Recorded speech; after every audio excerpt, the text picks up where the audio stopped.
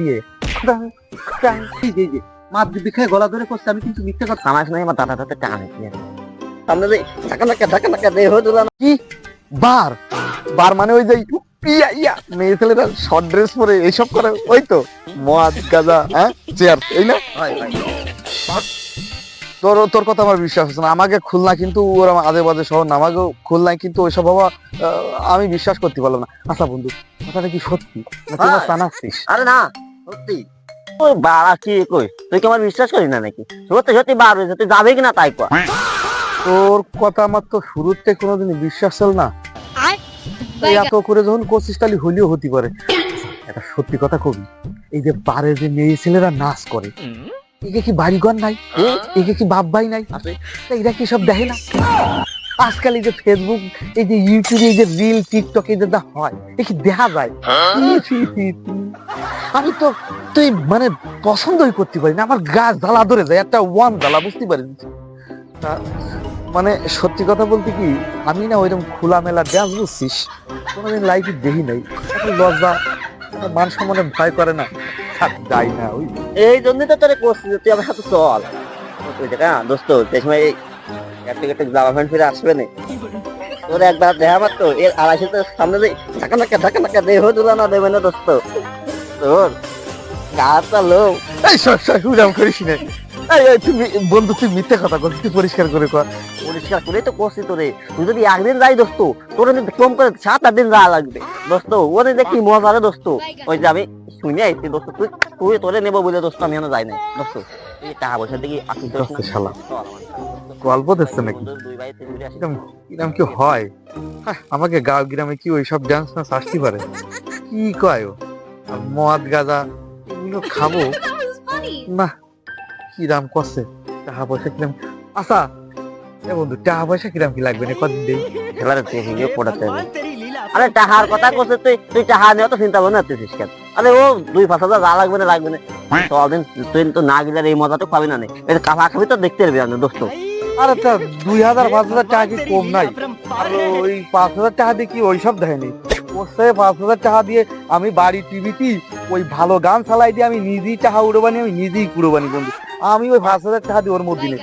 জাতি বাড়ি যদি ফিরি নিয়ে যাস তাহলে একটা নিতে পারি, যা ওইসব না দেখতে চাই। বন্ধু বান্ধব ফিরিতে নিলি তো ফিরিতে বাড়ি একটা কথা আছে না, বাঙালি গুও খায়। তুই তো সেরকম একটা কথা কইবি। বন্ধু মানুষটি ফিরিতে করছি যাতে ওরা একটা খবর আমি বিশ্বাস করতেছি না, প্রমাণ দেওয়ার জন্য তো নিয়েও যেতে পারি। ও আমি বুঝতে পারছি, ও তোরে দিয়ে হবে না। ও তুই সারা গ্রামের খেত ওই পড়ে থাক। ওই যে বয়সে ইঞ্জিন স্টার্ট হবে না, সেই বয়সে ইঞ্জিন গরমে তো ছাড়ি হবে। শোন, এই বয়স চলে গেলি আরে কোনোদিনও আসবে না। একটু ঢাকা নাকা দেহে না, একটু মানে বড় সড়ো বানা। তোমার হার মায়া ত্যাগ কর দোস্ত, তুই চল, তুই একটু ঘুরে গাড়ি দেখ। আর তুই যদি না তুই যাস কি বাল খাবো, ওই যে বুড়ো ভাই যে সোনালি মিলে হুঙ্গা টেনে বেড়াস কিনে শালা, তুই থাক তোর মতো বন্ধু করতে দেখ খালি খালি শালা।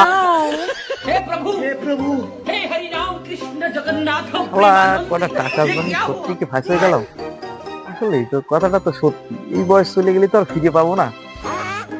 না, সব মায়ের ছেলে ডান্স দেখবে কিডা, মদ খেয়ে গাঁজা খেয়ে উল্টো পাল্টা ছোট পোশাক পরে নাচবে, ওই আমার দেখতে, ও আমি যাবো না।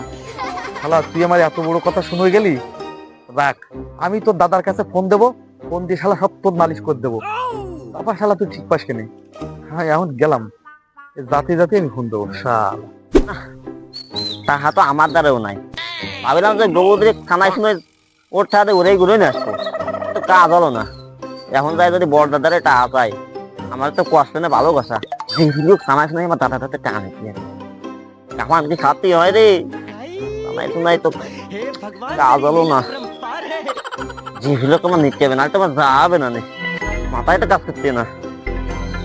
टुम टड़ाओ, एक बार धोखा खा चुका हो, दोबारा धोखा नहीं खाऊंगा। বন্ধু, বারে যাওয়ার নাম করে তুই যে আমার কাছ থেকে টাকা খাবি এটা কি আমি জানি না? আমি এক্ষুনি তোর দাদার কাছে ফোন করে জিনিসটাকে টেস্টে দেবো। তুই বাড়ি গেলি তোর জন্য এরাম মাপের সাইজের মাল দিয়ে দেবে। চলি বন্ধু, গুড বাই, তোর সাথে দেখা হবে পরে।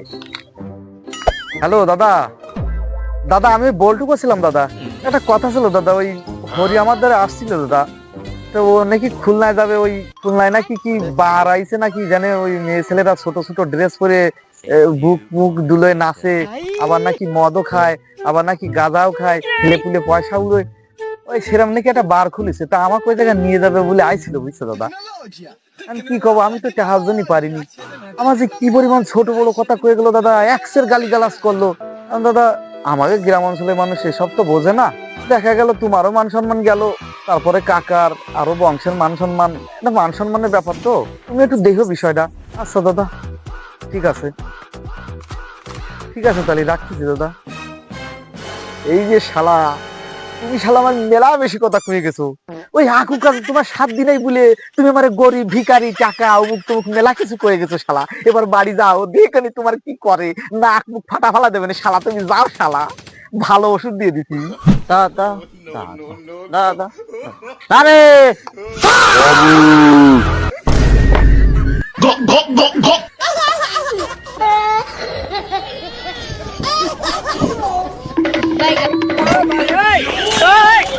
हे प्रभु हे हरि राम कृष्ण जगन्नाथ प्रेमानंद ये क्या हुआ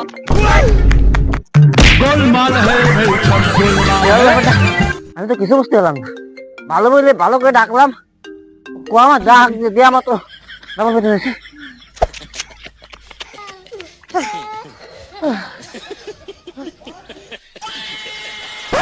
শালা পিকনিকের কথা কয়ে আমার তো টান দিতে চাই, নিজের আপন মায়ের ঘাটের ভাই।